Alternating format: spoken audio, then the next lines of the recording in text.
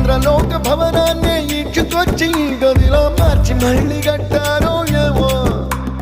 మాయజాలము తెలుసు మంత్రగారడి తెలుసు రెంటి కన్న ఇది ఇంకోటేమో నీలాకాశం నేలాకొస్తే ఇట్టాగే ఉంటాదో ఏమో ఈ సంతోషం దాచాలంటే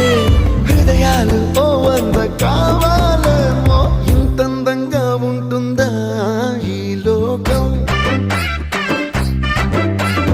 ఇన్నాళ్ళు ఈ మనసుకి తెలియాలేదే పాపం